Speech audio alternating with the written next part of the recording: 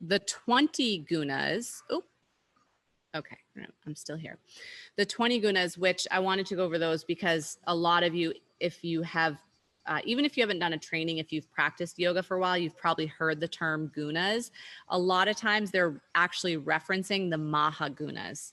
They're referencing Sattva, Rajas, and Tamas. And in Ayurveda, those are the gunas that we use to talk about the balance or imbalance in the mind. So yeah, I'm not going to go further on that because it's a rabbit hole that I find really interesting, but I will say this. If anyone's interested in psychology from a yogic and Ayurvedic perspective, there's a wonderful teacher named Scott Blossom, Dr. Scott Blossom, and he's an Ayurvedic practitioner and a traditional Chinese medicine practitioner. And his kind of place of focus is psychology. And he just has fantastic stuff. He works a lot with Dr. Robert Svoboda, which was like the first Westerner to go and become an Ayurvedic doctor.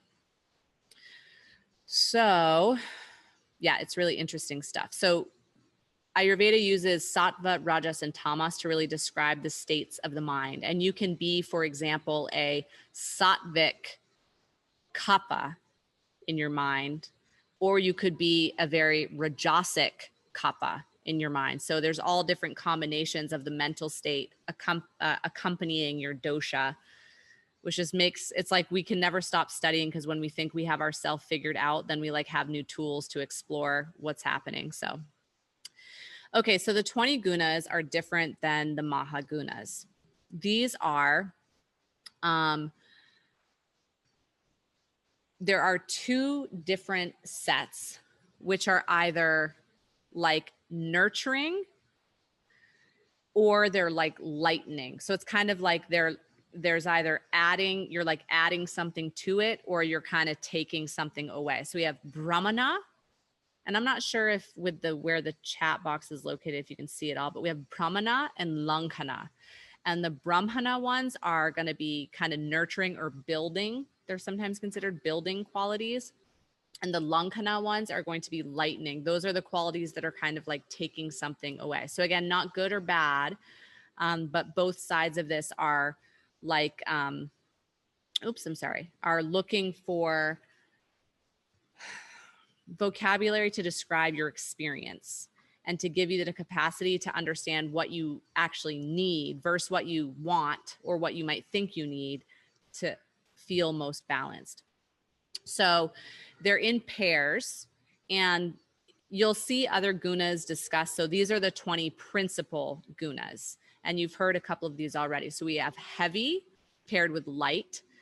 I decided not to torture you all with all the Sanskrit terms for the 20 gunas, but if you're into that, I can definitely send you those. They're really fun. There's chants to go with them and everything. So there's heavy paired with light, dull versus sharp, cold versus hot, wet versus dry, smooth and rough, dense or like solid versus liquid and flowing, hard versus soft, static or still versus mobile, subtle versus gross. Gross means like manifest, like it's like it's there, it's undeniable, versus subtle, which is like when you think of subtle anatomy, that's like a chakra or a nadhi, versus gross anatomy would be like my quadriceps, like it's definitely there. Cloudy and clear. So to start to work with these a little bit, when I say scan your body for the qualities, these are the types of things I'm talking about. And it's because it's valuable information.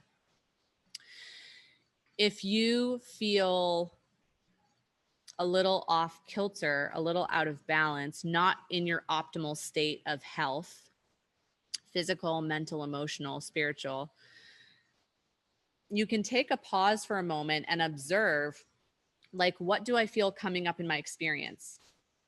And you can even scan yourself based on the koshas or the different layers of you. Like, okay, first, what do I experience or what do I feel in my physical body? Like right now, for example, I'm feeling a little bit heavy. For some reason, I decided to eat a fried egg with bread for my lunch, and it feels very heavy in my belly. So I also feel like oily or unctuous. That's not on here, but we'll see that as one of the qualities of kapha. And then that's kind of making me feel a little hot. Like I don't feel as cool and fresh as I normally do because I ate this like heavy, oily, hot quality food. Yes? Does that make sense? So these are the types of observations we can make. And then you can also take that observation to like, how do I feel energetically or emotionally? Sometimes it's very connected to how you're feeling in your physical form, but not always. Okay, so we have the Brahmana, which are the nourishing, nurturing, or, these are the ones that add, they're the building gunas, and then the Langhana, which are the lightning gunas.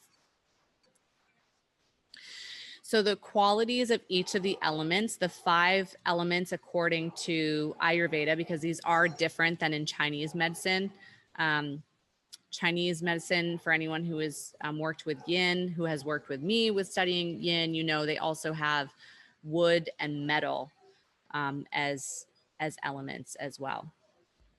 So, it's a lot of this. What I like about this study is I think it's quite intuitive. It's like, okay, ether. What is ether? Ether is space. So like, is it clear or cloudy? Pretty clear. It doesn't have a color. Is it light or heavy? Pretty light. It doesn't weigh anything. Is it subtle or is it manifest? Nope. Can't see that it's there, but we know that it's there. So the qualities of each of the elements, this is going to help you start to put together a picture of the ruling qualities of each dosha when we get there. We'll go into that tomorrow.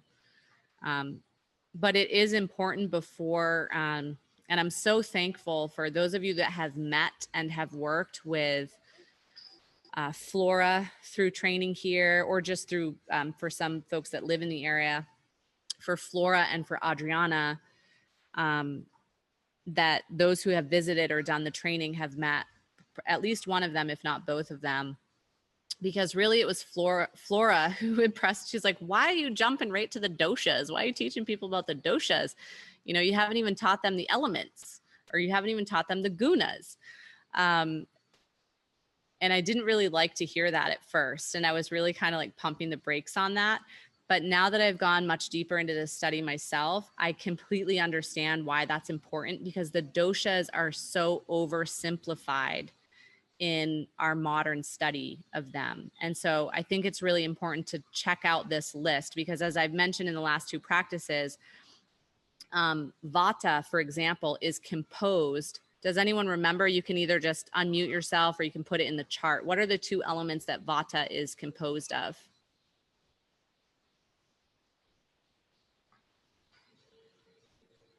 I can't see the chat, but if anyone's putting anything in there. No? Air. Does anyone and ether. Yes. Thank you. Yes. Air and ether. Oh, okay. Now I got my chat window open. Thank you. Air and ether. Correct. So let's look through. So the qualities of air and ether, it's like all those qualities I mentioned this morning of Vata. Vata is clear. It is light. It is subtle. Although it's not soft, the air quality of rough takes over there. It's rough. Remember I said it's immeasurable. It's like very expansive. It tends to be cold, light, mobile, dry. Right? So those are the qualities of ether and air. And then fire, again, like I believe this is quite intuitive. Fire is hot, right? Fire is sharp. It has a sharpness. It has a sting. You're not going to let fire touch your hand and go, oh, that's soft and lovely. You're going to move it fast because it's going to be like a sharp tongue on your skin. It's light. It lifts upward. It's dry and it's drying. and it's subtle. We can't hold fire. I mean, not that we probably wouldn't want to, but you can't like grab it even if you wanted to. And if you tried, you can't grab onto it. Water is cool. It's liquid. It's considered dull, which is interesting because water, as we know, over time can make these huge cuts in the land, you know, can literally cut cannons. But the thing is, it doesn't do that from one water flow or from one lash of water. It takes hundreds or thousands of years because it's like a soft sloughing away of that hard surface. It's oily, it's slimy. Like if you put it between your fingers, it doesn't stick. So there's like slide of water. Earth is heavy. It's dull. It's static. Like earth isn't really going to move around unless there's influence from another element. It's dense. It's hard. And it's gross, meaning manifest. You can touch it, you can grab it. You know, in the case of something like clay, you can actually like mold it. It's very dense. So we start to get an idea of the qualities of each of the elements, and then tomorrow we'll layer on the doshas. You can start to notice like what your dominant qualities most likely are. Or if you've never had a consultation, you're not sure what your dosha is, you might start to, even by looking at this, be like, okay, I could see like I might have more of this element than that. So does anyone have any guesses as to which elements make up pitta dosha?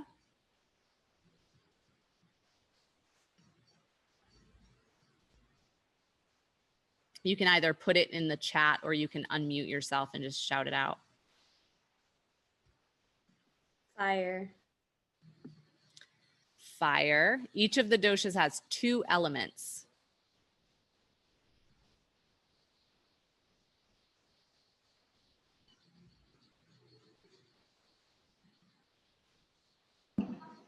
We've got some people typing in fire and ether, fire and water, fire, water, yeah. Fire, water, fire, yes. Air. Yeah, so fire and water. The air can also really wreak havoc on the fire element. We're going to go more into this tomorrow. And then the kapha dosha. Any guesses?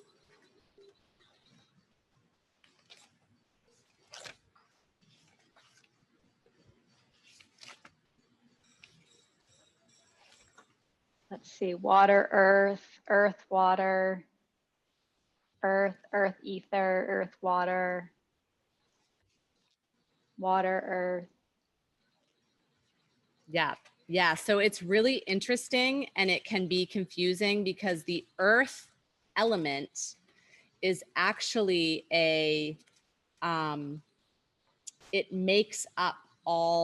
it is made up of all 5 elements. So all 5 elements are present in the element of earth, and kapha dosha is ruled by water and earth. So it's the heaviest, which you've heard me mention. It's the most manifest. Okay, so yeah, and if you look at those qualities, it's like, okay, that's why, like, you know, if you identify as, again, no pressure if you're unfamiliar with this or you don't know your dosha, but if you identify as kapha, for example, as someone shared this morning, like we have static, dense, hard, heavy, cool, so cold. That's actually the only guna that kapha and vata share, is they're both cold. Basically everything else, they're total opposites. And then pitta and vata share. They have a little bit more in common, but we have to be careful about the air in there. Okay, sorry, I'm getting a little bit into the doshas, so we're gonna go on. Okay. I can't tell here because my little boxes of of you all that I can see is on the side and it's blocking the slide a little bit. Is that happening to you? No, I you can see the whole full slide. Okay, Mhm. great. Avani, there's a little minimize button and for anybody at the top. Thank you. That's helpful. Okay, thank you. I think that was Chloe's voice or whoever it was. Thank you. Okay, so qualities of the doshas. Again, if you're not sure which dosha you may be, just allow this to wash over and also observe if anything feels like to you like familiar in your experience. That could be indicating one of a few things. It could be indicative that like that could be your dominant dosha. Again, we have all three. Every person has experience of all three. Some folks, some very lucky folks who are very rare, they're like the diamonds. So if you find one of these people, keep them in your life. They are tridoshic and they are just naturally, their natural state is to be balanced between the three, but it's very rare. So most people have two dominant doshas and then one that's like a little bit like lags behind or we experience less. So the principal qualities of vata are that it is dry, light, cold, rough, subtle or clear, mobile or flowing, and it's hard. So for example, because I mentioned this morning that winter and fall are both, or the transition between fall and winter is vata. Fall is the vata season. Thinking about what, even if you don't live in a place where autumn or the fall season exists, think about what you think about, like stereotypes of fall weather in your mind. What comes to mind? And we can pop some stuff up in the chat.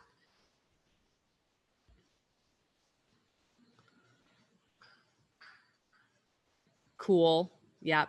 Starting to get, yeah, crunchy leaves, like rough and hard leaves, crisp. Yeah, dry, crunchy leaves. Windy. Oh, hot apple cider. Well, hot apple cider is very balancing for vata season. Even though apples are pretty like crisp, that warmth of it is actually really nice and balancing because the season is cold and crisp and cooling and rough. Like that wind makes it rough. Yeah, dry skin. Yeah, so then look at the qualities of vata. It's like dry, light, cold, rough. We're literally seeing this depicted in the natural environment around us. The leaves, the wind, the drop in the temperature. Good. Okay. Pitta, the main gunas of pitta are slightly oily. Pitta gets all the fun ones. Sharp. So this can be manifest as like, you know, the fire's got a sharpness. So pitta folks might have a little bit of a sharp tongue or a sharp experience, a sharp manner. They also tend to have sharper features. Like they are going to be like probably a little bit more wiry in their body. Hot, light, foul or fleshy smelling. Sorry, pitta. Vishada, that is one of the qualities.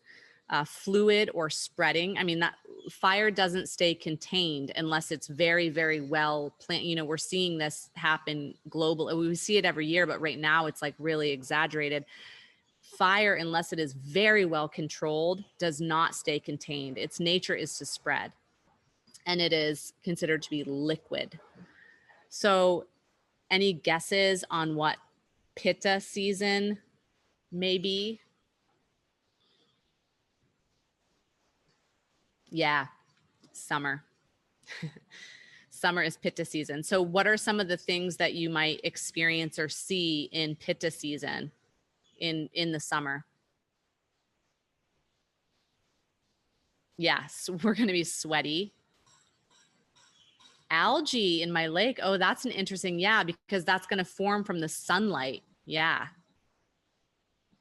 Cool. So it's heating it up, lushness. Yep. So that oiliness is going to add a lushness. Yeah, for sure. We can see that in like hair. We can see that manifested in hair or skin. Like most people in the summer, their skin tends to be like a little bit, like it's not as dry. It's like a little bit, it's kind of oily, but it's like well nourished. Humidity. Yes, that oiliness. Active, we're going to be much more likely to be like in fire mode in our bodies. We're going to be moving. We're outside a lot more. Good. If you're sweating a lot, you might notice that the fleshy smelling thing coming in. And also when things are exposed to too high of temperatures or too much heat, like if anyone works with a compost system like we do, there's a stark difference to the experience of being near your compost in the summer months versus a winter compost experience. Or here in the Caribbean, it's just all year long. The compost is like the perfect depiction of the pitta qualities. It's like, it's oily, it's hot, it's foul smelling, it's spreading, it gets liquidy because it's got so much heat. Okay, and then lastly, we have the qualities of kapha, which is unctuous. That was one I mentioned, which is, it's different than slightly oily. Like kapha is oily. So they have a very well lubricated system, which is nice. The kapha folks enjoy good regularity in their internal systems. Cold, as I mentioned, that's the only guna that kapha and vata share. Heavy or gross, meaning manifest. Slow, smooth, dull. Soft, stable or static. Cloudy or sticky. So actually, let me just, before I give you the answer, can you take a guess at what kapha season is? In the chat.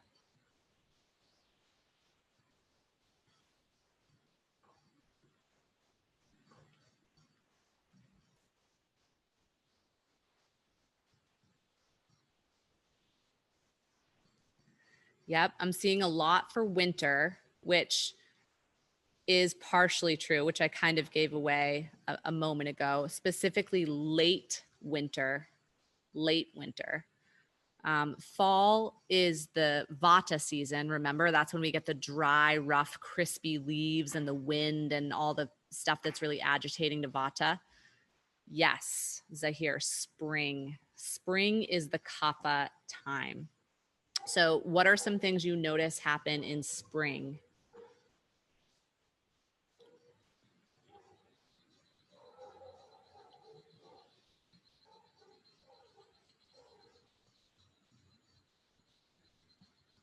Yeah. Whoa. Lots of stuff we see in spring. All kinds of things are coming through on the chat. Sprouting plants. Yeah. So this is a nurturing time. This is like the Brahmana stage. Growth, lots of water and rain. It's wet and it can be cold. Yeah. Life is beginning again. Actually, in the time that a child is in the womb and their first, like basically up until puberty, is considered a kapha stage because it's like the beginning of life. It's like slow and steady growth. So this is when life begins again, new growth, rain, wetness, rain, new growth. Yeah, flowers, growth, snow is melting. And so what happens when the snow melts?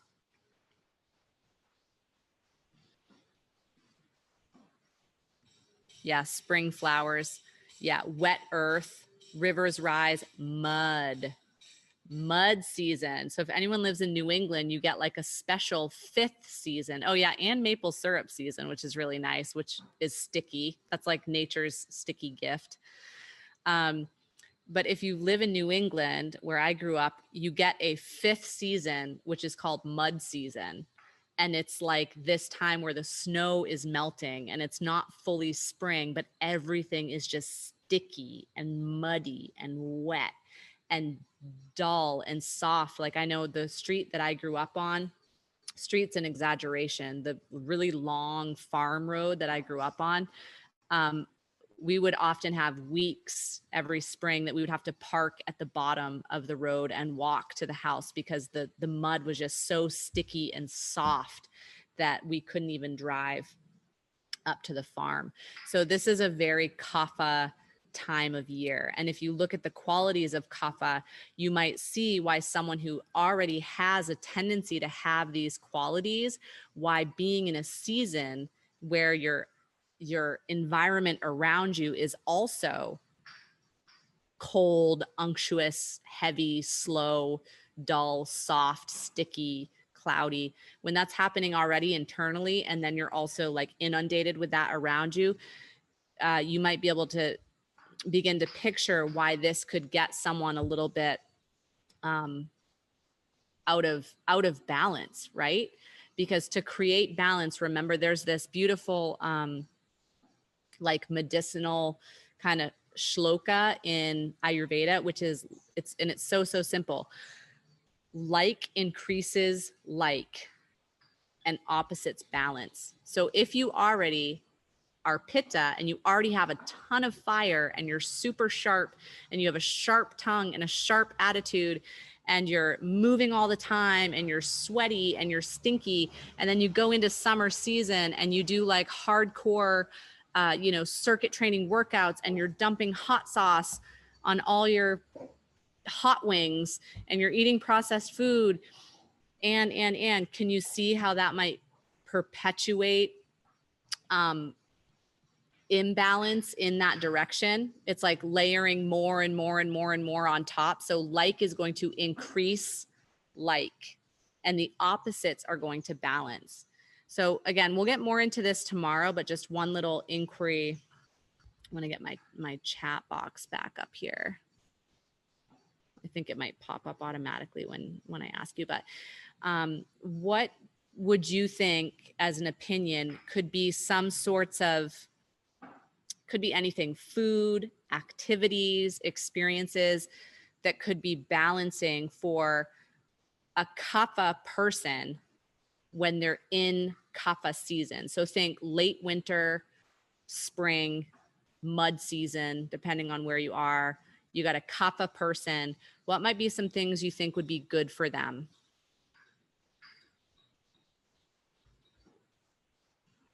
Okay. Oh, yes. Nice. Okay.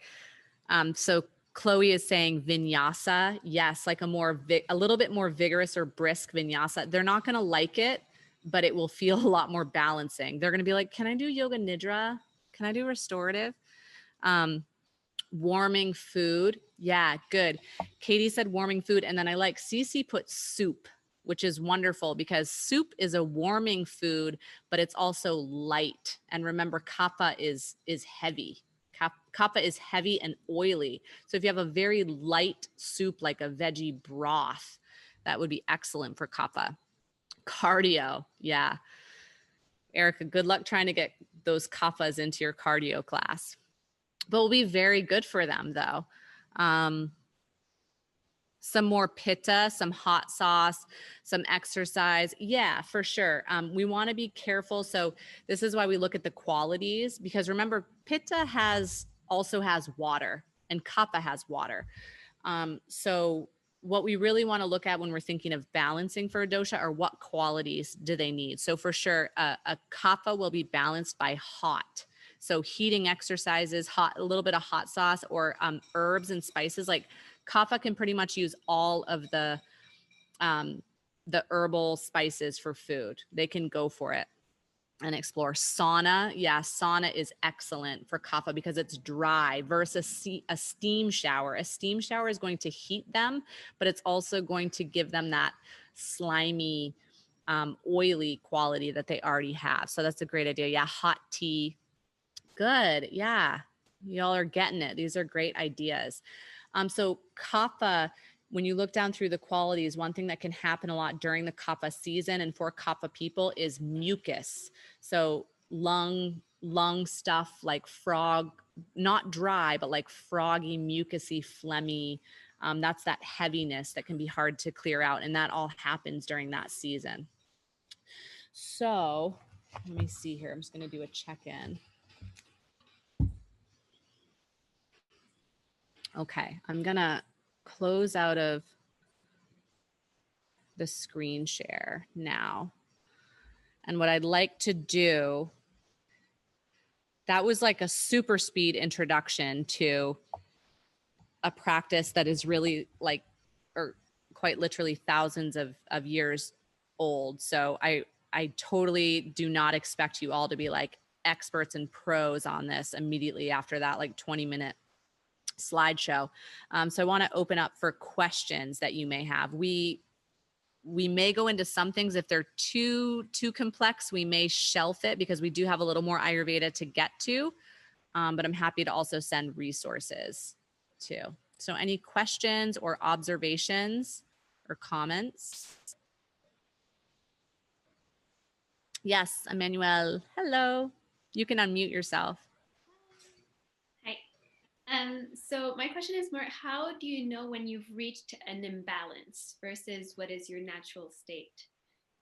Because like when I look at these, I can definitely understand that too much pita, like for me, that's really clear. But kapha, like I don't know when you reach an imbalance. And do you know because you start getting ill? Is that the threshold? Yes. So again, what's nice with these practices is that in self-observation and self-study, you kind of become your own guinea pig. So I'm certainly not suggesting that you go out and start experimenting with Ayurvedic herbal remedies or tinctures or anything like that. For sure, you need to see a practitioner. But what's so lovely about Ayurveda is that most of it is about the food you eat, because Ayurveda is actually in its original form is a preventative form of medicine, as are most Eastern medicines. So it's about like, how do I take myself from where I'm at now and really bring myself to optimal health and balance? By the time you get into the place of dis-ease or like a major imbalance, that would be where you would really want to go see like a practitioner. However, for example, if you feel like you're having a lot of dry skin, that's something, for example, like you can see it, you can feel it. That it's there. If it's kind of bothering you or irritating you, or even if it's not, if you're just into this study and you want to explore, you could go, I have some dry skin. Not a major medical issue, probably, that I need to go to a doctor or dermatologist about. Maybe that I probably don't need to go to an Ayurvedic specialist, but let me think about this. Now that I have this language, what qualities would I use to describe my skin or the area of my skin? Like, is it, because there's also different types of dry skin. Like, is it hot? Is it hot and inflamed and scaly? Is it more cold? Like I need to improve the circulation and that's why it's dry, versus like maybe something like a psoriasis that's really like could be inflamed. And then you can check out, okay, what gunas will counter this? So probably the first one, since we're talking about dry skin, what would be the opposite guna of dry? Wet. Yeah, I think wet. So you would want to immediately look for something that would counter the dryness. And in the case of dry skin, probably also something that is oily. So remember, Vata and Kapha, the only thing they have in common is that they're cold. So a Vata imbalance would be dry skin. Vata tends to be dry. They need lubrication. They have dry digestion. They have dry skin. They can be dry, they can have dry humor. They can be dry emotionally. They can have rickety, crackling joints They can have dry joints. Like they're just not lubricated. They're not unctuous like a kapha. They don't have that oiliness. So a dry skin would be an example of like a vata imbalance. Those are all the qualities. So something that is oily would probably be the first thing you'd want to go to. I mean, this is why I love this science. It's like, well, yeah, like I have dry skin. I'm going to go look for my coconut oil for sure. That's what I'm going to do. You know, it's not rocket science. And at the same time, this is really ancient wisdom. You know, there was a time where we didn't have to study things like when it's cold outside, eat hot food. When it's hot outside, eat cold salad. There did exist a time in human, evolution and experience that we didn't have to like study, Ayurvedic philosophy to know that when I'm hot, I need to eat something cold, because we just listen to our intuition. And that's where these really ancient sciences have evolved out of just human experience. So yes, I mean, it's not that, if you are looking at this stuff and you're like, okay, I definitely feel like I'm probably vata. I don't recommend, if you haven't had a consultation, to like I don't want to say diagnose, then it makes it sound like there's like something wrong, or kind of put yourself into peg yourself into a hole of what you are. Because there's like your natural state, your prakriti, and there's also your current state, which is your vikriti. And the state that you're presently in is not necessarily your natural state. We can be in a different state because of a lot of different things, because of poor diet, because of trauma, because of big life changes. So ideally, when we're looking for balance in Ayurveda, we want our present state to be the same as what our natural state is. So to go back to your question, Emmanuel, if you like, how do I know if something's like out of balance? I feel like I'm a vata. I'm looking down through the gunas. I see that my qualities are like cold and dry and light.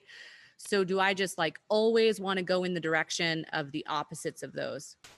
The answer is yes and no. So for myself, for example, I am vata. I'm quite vata. I know I don't need to experiment with it, though I have, because I do use myself as my own guinea pig. I don't need to experiment with a raw food diet. I know exactly what that does to my digestive system, to my circulation, to my overall feeling of health and wellness when I, as a vata person, am eating food that is cold and rough and light and raw. I know exactly how that makes me feel, and it doesn't serve my health. So my tendency is going to be to go toward things that I already know will balance my gunas. So like I am a big soup eater. I like heavier, thick, like oily, hot food. I like hot food because I'm vata. Even though I live in the Caribbean, you can ask my family, like I'm always making soups. And they're like, it's 100 degrees outside. Why are we having soup for dinner? Because I know that that's what's good for my composition. So it's not that you have to look at these and go like, okay, I have to just go in the opposite direction all the time. Is another thing I love about Ayurveda. They always talk about the 80-20 rule, because one of my teachers says, even being perfect is an imbalance. I'm going to say that again. Even being perfect is an imbalance. Perfectionism is certainly an imbalance. It's very rajasic, and it's a very pitta tendency, which that might resonate with you. A lot of pittas show up in trainings. A lot of pittas show up in retreats. A lot of pittas want to study all the time and learn. So 80-20 means if you can get to a place where like 80% of the time you're nurturing those opposing gunas, the ones that you know are balancing for your type, and 20%, like for me, one of my indulgences that I know, and every time I'm about to eat it, I'm like, I know this is gonna totally throw my vata out of whack, and I do it anyway because it brings me joy. And I do have to pay for it the next day, usually with my digestion. Well, there's two actually. One is popcorn. I love popcorn. What are the qualities of popcorn? Every single quality of vata. It's rough, it's light, it's all wrong for vata. And also salads. I love a good crunchy, all the greens and all the herbs. And it's like the next day, my tummy is just like, why did you do that to me? But it's okay because I'm not doing it every day. So 80-20, be gentle with yourself in these practices. And like we did in the physical practice this morning as well, and last night, you'll notice that we didn't try to balance vata by immediately taking it down onto the ground, right? Does that seem familiar? Did you notice that? We gave vata a little bit of mobility. It's like, here we go, vata. You like to move. We're going to wiggle around. We're going to ease into this a little bit. And then it got progressively more steady. And when there was movement, it got progressively more rhythmic. Like there wasn't space for exploration. It was really like, this is what we're doing. But we gave vata that little bit of exploration at the beginning and that little bit of movement. That's the 20%. Yeah. Yeah. I think, Katie, Hey, Kate. did you have a question?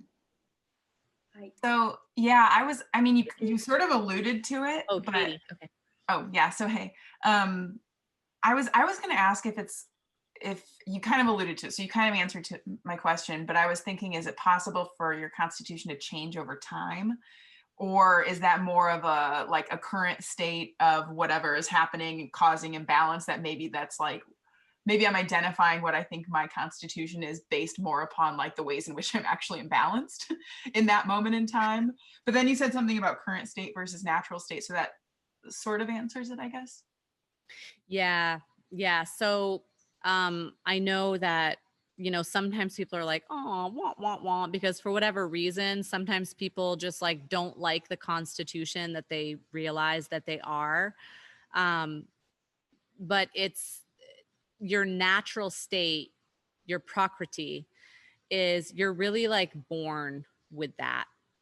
And that is decided by the constitution of your parents, by what happened when you were in the womb, by the nature of your conception, by environmental factors, by the way that your birth went. I mean, there's like everything is contributing to what your organic natural state and constitution is. And then the vikriti is your current state. So, no, you cannot change your natural state. However, if your current state is not your natural state, you can work to adjust that. It's not that you're changing, you're coming into balance. Like if you can shift your present state to align with your natural state, you're creating balance. But yeah, your prakriti, you're stuck with it for life. But they're all beautiful. I guess that sort of makes it hard to figure out what your actual natural state is. Yeah. So that's what you really, if you feel like you're in a really heightened state of imbalance, that would be where like, if you're like, I'm like, really, I don't feel like super balanced, or like I'm not feeling super connected to my health on some layer of my experience, but I'd like to know my original state so that I can get there. That would be a good time to see a practitioner, because they will actually do pulse analysis, and like they'll even look at your tongue. And in some cases, depending on the practitioner or doctor, they'll even do like iridology, look at your eye. And they will be able to give you insight. And it's very interesting because there are people who really think that they are kapha, and actually they're vata. And or you know, it could be any of the two, but that's an interesting one because it's like those two, like I have said a lot, they only share one quality. So it's like because of whatever reason, something that has happened throughout the life, you're literally living in this altered elemental state that is actually so different than your original state. And yeah, that's a lack of balance. You know, not being able to be in your natural state is not being in balance. So yeah, good question. And then Kate also had, that's why I got confused, because we had Kat and Kate at the same time have put their hands up there. Okay. Hi, Thank you, Avani. Katie. Hi, everyone. Hello. Hello. I've got this out, which I hope you'll appreciate. Oh, yay. One of the things, you mentioned earlier and is described here is just the way the doshas change throughout the seasons. And as a vata in vata season, I know how to soothe. I know how to balance. But when it comes to summertime, springtime, it's very different. And I would love if you would be willing just to share or reflect a little bit about how to necessarily adjust for your own constitution while also the season and environment is changing so much, and really where should the emphasis and rebalance be? Should it be with the seasons? And it's complex, obviously. I'd love to just hear your thoughts. Yes. And actually, thank you for that question, Kate. Two things. One is that this is a perfect segue into the last thing I wanted to get into today, which are the main causes of imbalance from an Ayurvedic perspective, which is why we were actually covering all of that so that we could talk about what Ayurveda says about why we get out of balance. And then the other thing is that someone had asked this morning about that. Sarah, I believe, was asking, and we are going to spend some time going over that Dinacharya and Ritucharya, it's called. So the daily routine, because it cycles throughout the day, which dosha is dominant throughout the course of one 24-hour day cycle. And it also changes throughout the course of a year, as we've been starting to explore. So yeah, we have a whole section on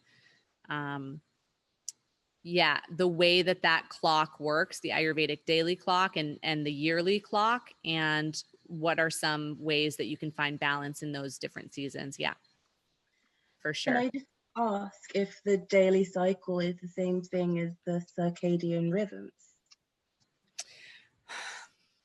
It's not the same thing, but your circadian rhythm is, sorry, I'm going to back up for a moment.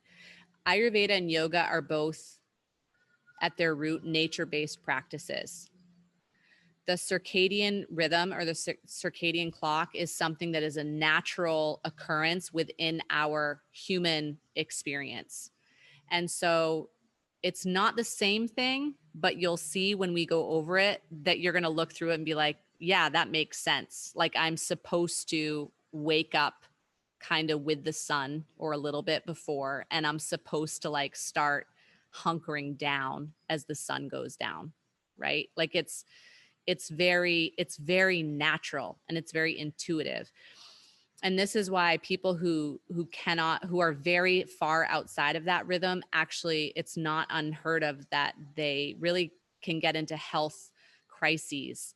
Like if you look at folks in the medical field that work those crazy, I don't know if I don't know if Anel is on with us or anyone else in the medical field, if it's like 24-hour shifts or like 18-hour, it's like these crazy super long shifts that they have to work. And then they might get home from work for the day at like 6 a.m. and have to sleep during the day and go back at night. So it can really throw people into really funky places with their wellness, with their health, because our body is really not meant to do that. We're meant to more or less get up around the time the sun comes up and go down more or less at the time that the sun goes down. So yeah, so it's not the same thing, but you'll see that it aligns because that's also nature. Circadian rhythm is also part of nature because it's part of who we are. Okay, thank you. Yeah, you're welcome. Good question. Okay, so I'm going to open up Great questions, everyone. I'm going to open up a last screen share, which is, oh, wait. Okay, I'm in screen share now, which are the 3 main causes of imbalance according to Ayurveda. So this is imbalance in the elements, imbalance in the gunas, imbalance in the doshas, and imbalance can be manifest in infinite numbers of ways. Imbalance could mean like indigestion. Imbalance could also mean like a complete mental instability, like to an extreme level, or it could be like my tummy's a little bit upset. So there's like a huge range of what imbalance can mean and how it can manifest. So I'm going to break this word down. We have asat, mayendriya, artha, samyoga. Aren't you happy there's no test? You won't have to say that word. This is the misuse or the abuse of sense organs. It's something that most of us experience. This is why I keep mentioning the blue light glasses, or if you have reading glasses or use glasses, it's very good when you're on the screen. It's to protect your sense organs, your eyes. So astmaya means improper. Indriya are your sense organs. So those who have studied Samkhya philosophy with me, you know the Jnanendriyas are like they're the sense organs, right? So an artha is the objects of the senses. So improper use of the sense organs. So like the objects of the senses are being abused. And it refers to improper contact with whatever object is being taken in by the sense. So essentially overstimulation, or it could be a deficiency of a sensory activity as well, could also be considered an imbalance. And eventually over time in Ayurvedic philosophy and Ayurvedic medicine, this is said to harm the body and the mind, which requires harmony and moderation, not just for like the internal functioning, but also with the environment around us, the external environment. So an example of misuse and abuse of the sense organs would be staring at a computer screen for 14 hours a day. So I got this handy dandy stuff, which some of you may have noticed it. I don't really wear makeup, but I got this stuff thanks to Adriana. It's called kajal that you can put on your eyes. It's just like putting on eyeliner, but it's cooling for pitta. So the eyes are the home of pitta. There's fire in the eyes. That's how we can translate light into images. So I have this cooling kajal on my eyes, and I use my blue light glasses because some of you may have noticed that when you, like, especially if you work through a computer, when you spend, 10 hours a day, 12 hours a day on a computer, and then you go to try to sleep at night, you're just like wired, or you might feel a little bit of anxiety, or it's hard to settle down, or maybe your eyes hurt or your eyes burn. You might even get really red. I get this one a lot too. If I'm on the computer a lot, I get really red or bloodshot eyes. Another example of misuse or abuse of the sense organs would be never having any time of silence. I know this is one, like, as I progress in my studies, it's one that I really honor more and more, that I've spoken in my household and kind of brought up, like, can we just have time in the morning that's just like silent time? And it's not like that I don't want to talk to anyone. It's just like sometimes my ears just need like a break. And my little one, right now, he's really into, for some reason, this like really extreme, hardcore, like, and of course, so he's 4 years old. So 4-year-olds also get obsessed with things.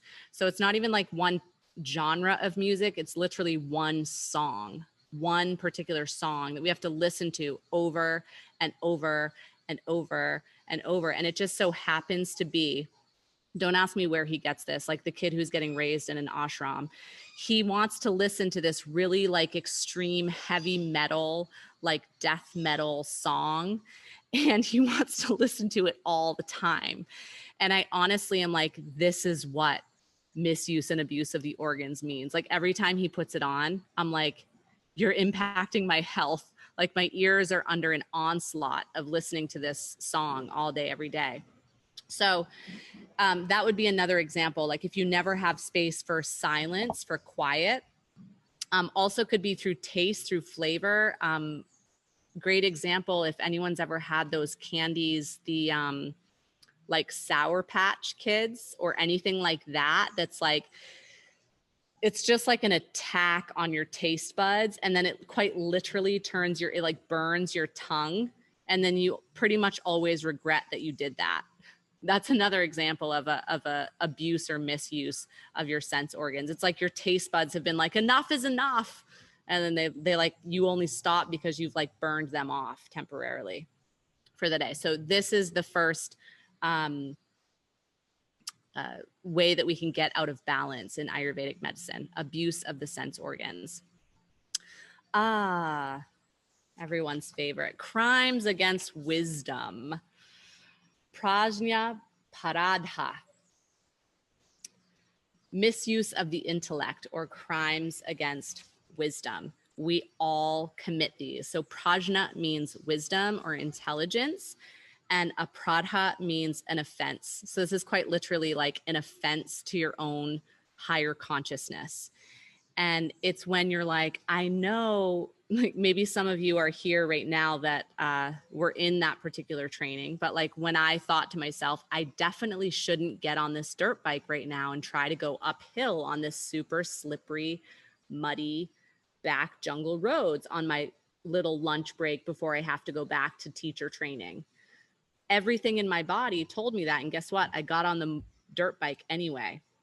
And then I finished that yoga teacher training with crutches because I knew I should not have done that. That is a crime against wisdom. So an offense to your wisdom or intelligence. So it's doing things without discriminating whether it's actually favorable or harmful for the body or the mind. It could be verbal, mental, or physical. So there, it can be very, it's usually something very rajasic or tamasic. So either like doing something super spontaneously without really thinking it through. And then later you're like, that was definitely a big mistake. Or tamasic, meaning like, I'm just going to sleep through yoga class. I'm too tired. I'm just going to sleep. And then when you wake up, you know, this is probably a familiar, I know I've experienced this. And then when you wake up, you're like, I really wish I hadn't done that. I wish I had just gone to the yoga class because I don't actually feel more rested. I feel worse than I probably would have if I had just gotten up and done the yoga class. And I knew that, and my wisdom knew that. This is why it's a crime against wisdom. A physical form of this is an interesting part of this, can be suppression of natural urges. And there are said to be 13. I don't have the list of all of them. I can look for that on our break maybe, but they include things like burping and farting and sneezing and going pee and evacuating. And so suppressing those natural urges are actually said to be crimes against wisdom. So, you know, let it fly. You just tell your roommates and your partners, you know, I'm just trying to maintain good health here. Okay. No crimes against wisdom in this house. It's truly said to be dangerous to suppress those urges, or things that are considered unnatural activity. So, participating in very dangerous sports, like my partner who's in really into skydiving or, you know, wants to train in base jumping, optimal crime against wisdom. Like your body, everything in your body for sure is saying like, this is not natural. Things like smoking, you know, or anything that you can see, you know, it's like, it's not a secret. We know that this is not healthy. You know, like I say this often about my family, I do not need to say anything to them about their diet or lifestyle choices because they are fully aware that that is not a healthy choice. That's why it's called a crime against wisdom. It would be different if you didn't know that it was impacting or that it wasn't if you were like, oh, whoops, I had no idea. That's not a crime against wisdom. It's a crime when you know and then you do it anyway. And so that's a cause of misbalance or imbalance rather. Okay.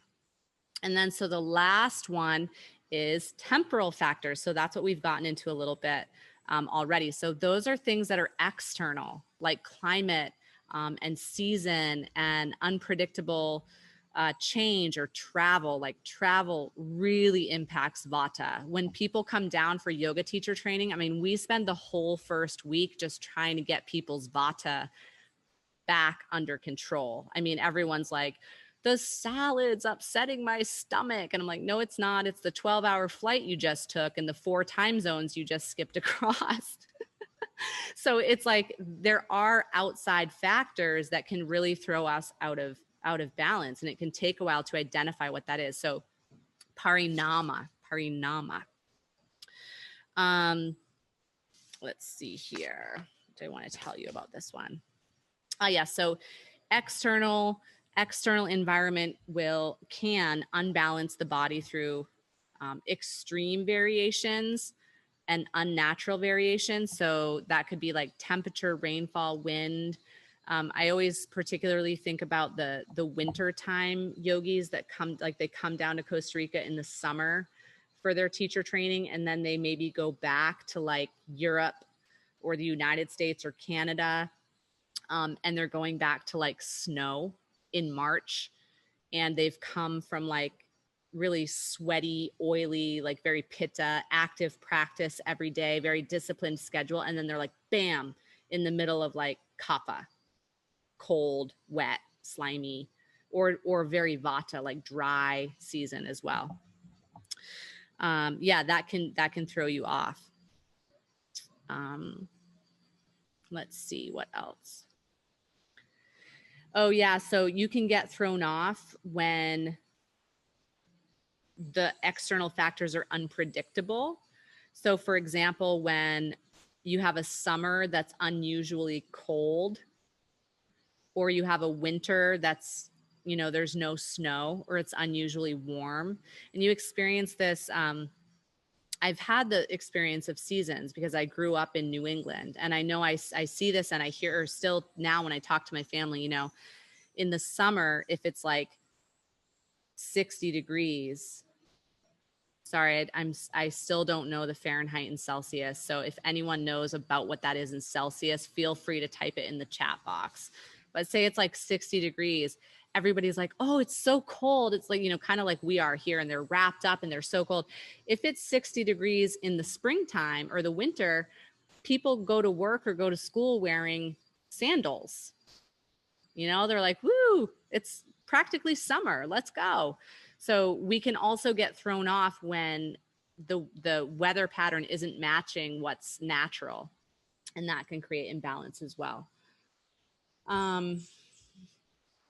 Yeah, external factors that we don't have control over. So this is a tough one, but what's nice is that we can study that clock and the cycle so that we can kind of preemptively start to prepare for the imbalances that the external factors will create, which is nice for this one. Okay. Oh, yep. And then I forgot I had this slide too. This was the sutra that I had mentioned. This is a really great one. Please remember this one, write it down. This is like the only thing I'm probably going to tell you, like, please remember this, because it's so important as you move forward and start to observe your qualities and consider what you truly need. Like is going to increase like. and opposites will balance. Like is going to increase like, and opposites will balance. So when it's a super hot, oily, slimy summer day, remember that the hot, oily, slimy hot wings are going to increase your already pitta feeling. Something like a mint and cucumber and watermelon salad is going to really cool and ease that sensation and hydrate the dry that can come from too much fire. Okay. So that was a lot of information. I'm not layering on any more information today. Are there any questions?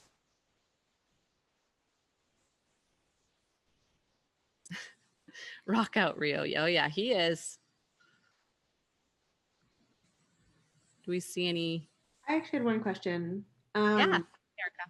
The unnatural activity, does that include like what I would call like unhealthy tamasic foods? Not like the fermented stuff, but you know, eating a lot of fried food or McDonald's or whatever. For sure. That could be considered a crime against wisdom, I would say. You know, that would be another one that I would be hard pressed to believe that anyone exists out there that truly needs to be told that eating McDonald's every day is not supporting their wellness. Nobody needs to be told that. So I would say that yes, the more processed a food is, and this is why it can get tricky when we get really stuck on labels of diet as well. Like for example, like a vegan diet, you know, Oreos are vegan. Oreos are vegan. So, you know, I'm super healthy. I'm vegan. I'm eating Oreos every day.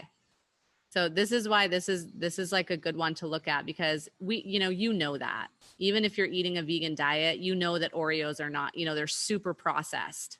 It doesn't matter that there's no animal byproduct in there. Your wisdom knows that it's not like a nurturing, healthy food for you. I'm not knocking Oreos. They're delicious, but you know, maybe not for every meal every day. So yeah, I would say that one's in there.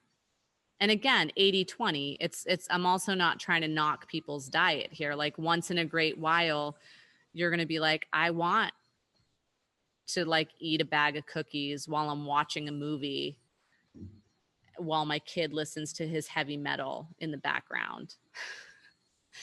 And as long as it's not your everyday pattern, you know, it's fine. As long as more times than not, you're listening to that wisdom, it's fine. Yeah, good question. Diet would definitely be in there. Any other questions, comments, observations before we have our break?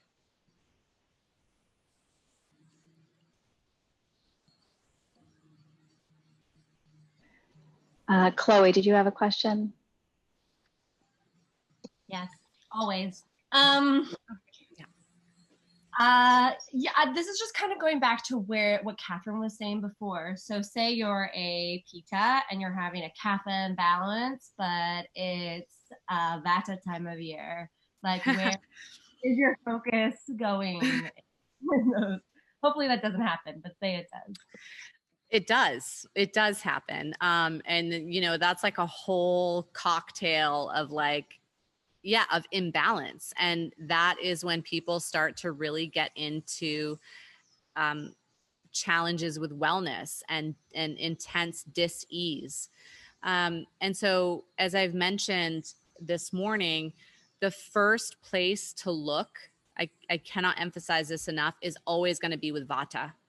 It's always going to be with Vata, because remember, Vata is the only dosha that has movement, because without the air, without the movement, everything else is pretty stable. It's like Pitta is like pretty stable. They're pretty like consistently hot, oily, like they're pretty stable.